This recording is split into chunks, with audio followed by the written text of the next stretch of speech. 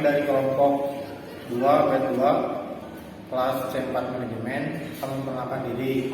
Nama saya Teofil Mubarok dengan nomor NIM 101211011. Saya Anissa Dwi Suryani dengan NPM 101211039. Nama saya Devil Noraki dengan NPM 1012148 dari kelas C4 Manajemen. Kami akan menjelaskan tentang materi mengelola lingkungan global. Assalamualaikum warahmatullahi wabarakatuh. Saya Anissa Dwi Suryani dengan NPM 101211039 dari kelas C4 Manajemen kelompok 2 B2 akan mempresentasikan mengelola lingkungan global. Mari kita simak presentasi berikut ini.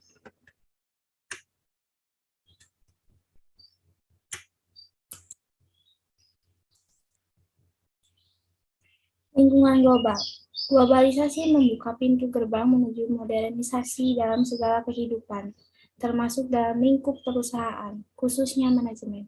Globalisasi membawa berbagai dampak positif dan negatif bagi perusahaan. Banyak dampak positif yang dapat kita temukan dari adanya globalisasi. Salah satunya adalah suatu perusahaan dapat dengan mudah memasuki pasar global untuk bersaing dengan perusahaan lain, baik dari dalam negeri maupun luar negeri. Namun, untuk memasuki pasar global diperlukan pengetahuan dan kemampuan yang cukup.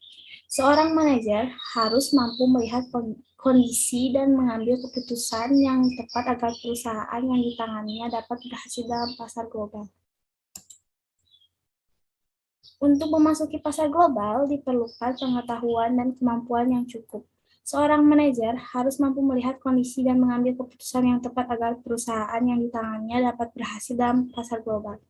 Sebelum memasuki pasar global, kita harus mengubah sudut pandang kita menjadi sudut pandang global. Kita juga harus memahami lingkungan global, serta mengetahui cara mengelola lingkungan global. Globalisasi membawa tantangan dan peluang sudut pandang global yang terdiri dari parokalisme, yaitu pandangan sempit terhadap dunia. Terdapat 3 sikap dasar terhadap bisnis internasional, yaitu sikap etnosentris, yaitu keyakinan bahwa pendekatan dan praktek kerja yang terbaik adalah yang ada di negara asal.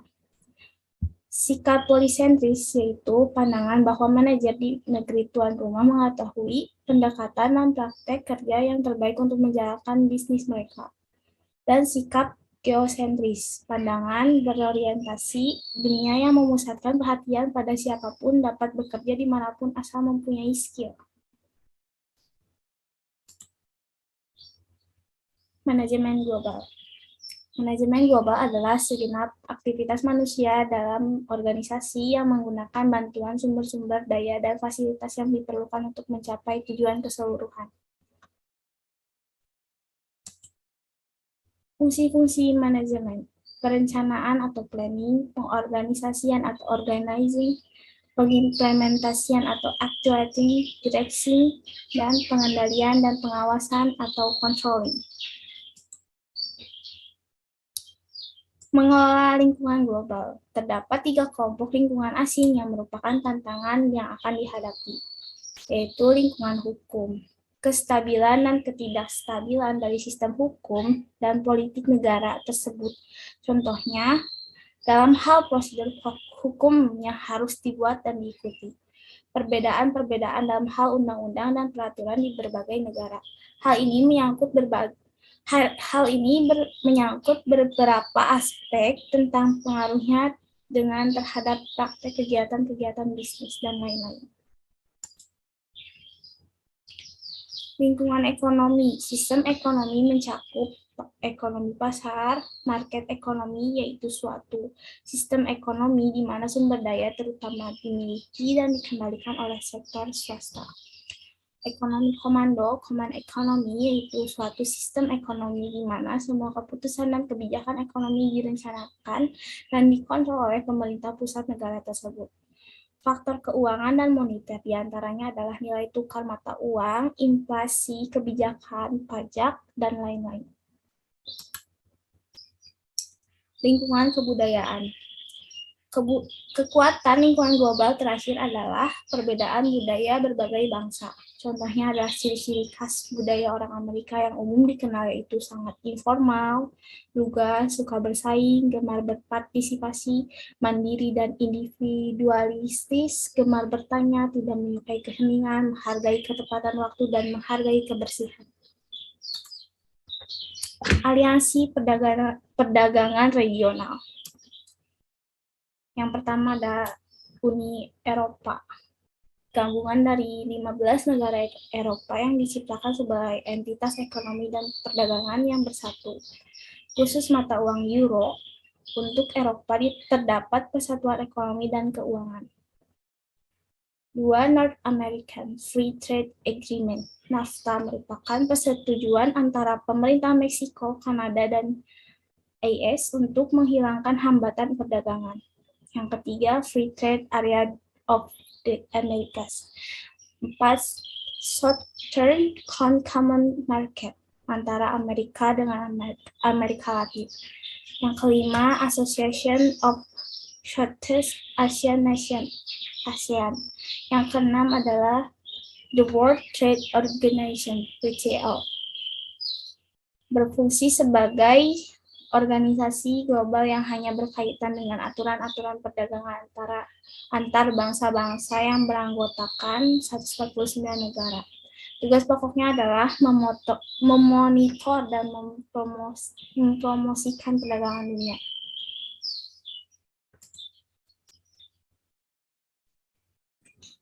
Untuk materi selanjutnya akan disampaikan oleh saya, Teo Fadli Mubarok, dari kelas C4 Manajemen dengan nomor NPM 101211011. Materi yang akan saya sampaikan yaitu perbedaan jenis organisasi global. Nomor 1 yaitu Multinational Corporation atau MNC, yaitu perusahaan yang menyelenggarakan operasi secara berarti di berbagai negara, tetapi mengelola operasi itu dari basis negara asal. Contohnya ada Sony dan Deutsche Bank. Yang nomor 2 ada Transnational Corporation atau TNC, yaitu perusahaan yang menyelenggarakan operasi yang signifikan di lebih dari satu negara, tetapi mendesentrasikan manajemen ke negara lokal. Contohnya seperti Nestle dan Toyota. Untuk yang ketiga ada Borderless Organization, yaitu jenis organisasi global yang menghilangkan batas-batas geografis artifisial.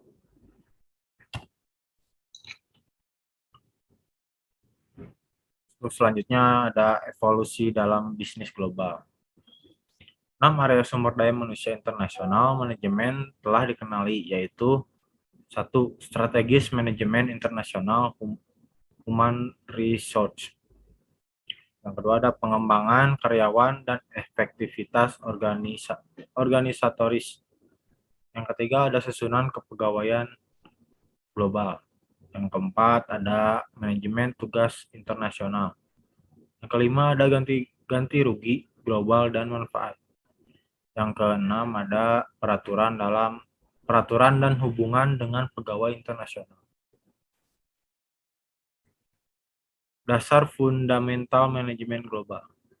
Semua negara di dunia telah menyadari akan arti pentingnya kerjasama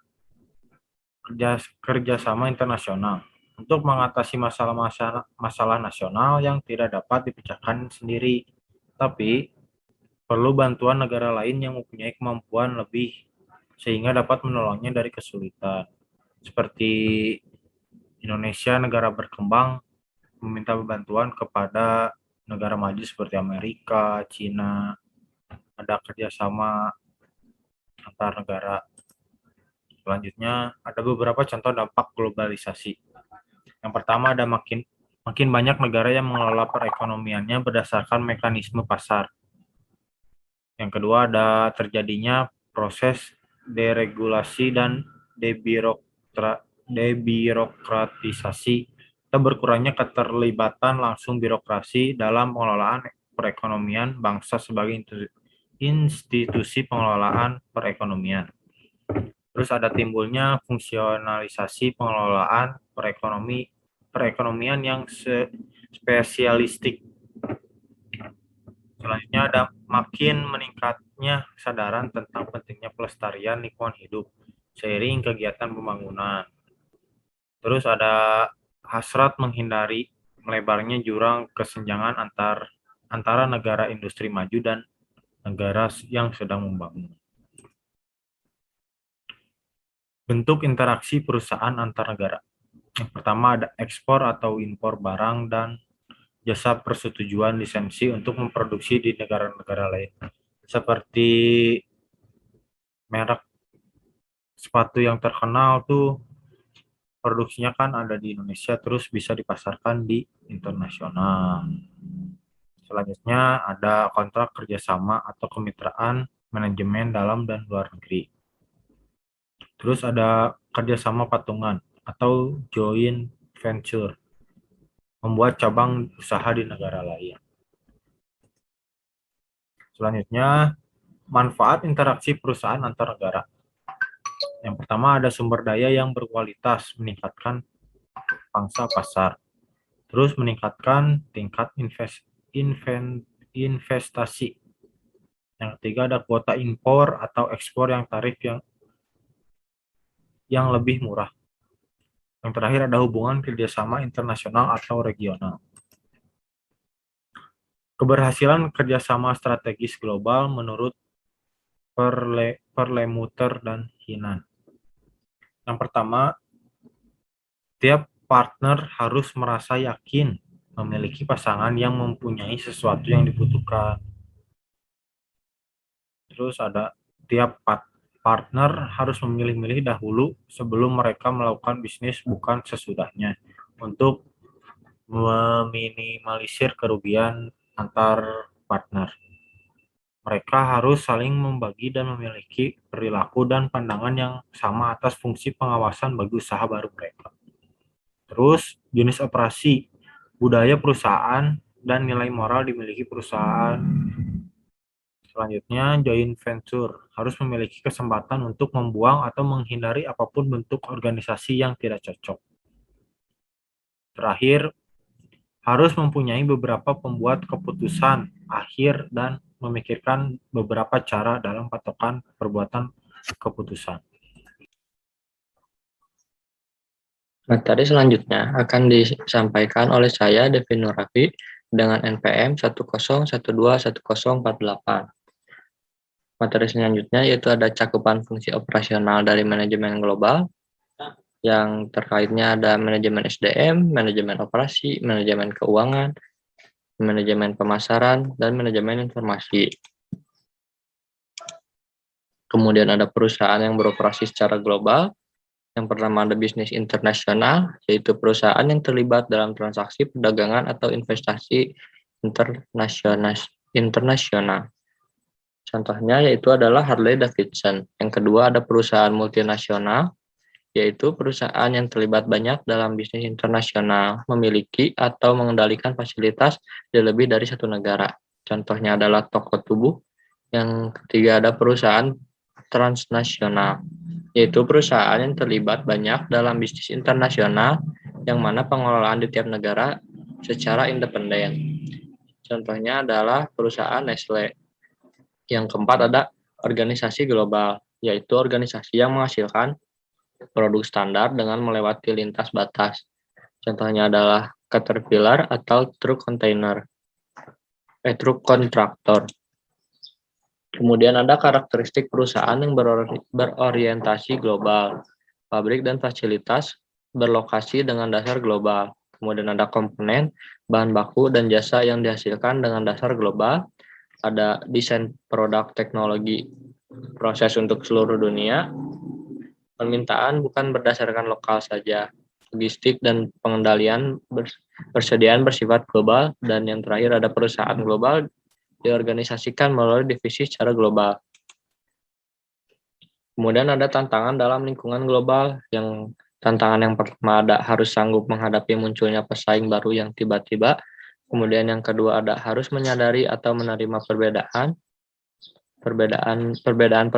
dalam aspek budaya, politik, ekonomi di antara negara-negara lainnya. Kemudian yang ketiga ada harus berhadapan dengan meningkatnya ketidakpastian, rasa takut, dan kecemasan. Yang keempat, harus menyesuaikan dengan perubahan-perubahan lingkungan global. Dan yang kelima, harus mampu menghindarkan sikap parokialisme. Keahlian yang penting dimiliki oleh manajer masa depan. Keahlian yang penting dimiliki yaitu ada keahlian fungsional masa depan, merupakan kemampuan untuk mengaplikasikan konsep-konsep 4P secara tepat dalam sistem manajemen. Kemudian ada keahlian analisa situasional di masa depan, merupakan kemampuan untuk mengaplikasikan baik sistem teori, fungsional maupun praktek-praktek situasi yang dihadapi manajer. Tantangan manajerial lingkungan organisasi yang baru. Etika dan tanggung jawab, sosial globalisasi dan manajemen, mendirikan dan memperbarui organisasi, budaya dan multibudaya, dan yang terakhir adalah mutu. Manajer berkompetensi global, moral dan Risenberger adalah memiliki suatu pola pikir global, bekerja setara dengan orang-orang dengan latar belakang yang berlainan, memiliki orientasi jangka panjang, mempermudah perubahan organisasional, menciptakan sistem pembelanjaannya, memotivasi pekerja sebaik-baiknya. Kemudian ada manajer berkompeten manajemen global, yaitu melakukan negosiasi dan pendekatan konflik dalam model kolaboratif atau kerjasama. Kemudian ada mengelola dengan cermat tenaga kerja asing dan memimpin dan berpartisipasi secara efektif dalam tim multikultural, memahami budaya, nilai, dan asumsi dirinya secara akurat, menampilkan budaya organisasional dan budaya nasional, menghindarkan kesalahan kultural dan perilaku dengan tujuan menunjukkan pengetahuan dan respek untuk negara lain. Sekian dan terima kasih. Mohon maaf apabila ada kesalahan kata dan dalam pembacaan. Sekian materi yang bisa saya sampaikan. Wassalamualaikum warahmatullahi wabarakatuh. Sekian materi yang kami sampaikan. Assalamualaikum warahmatullahi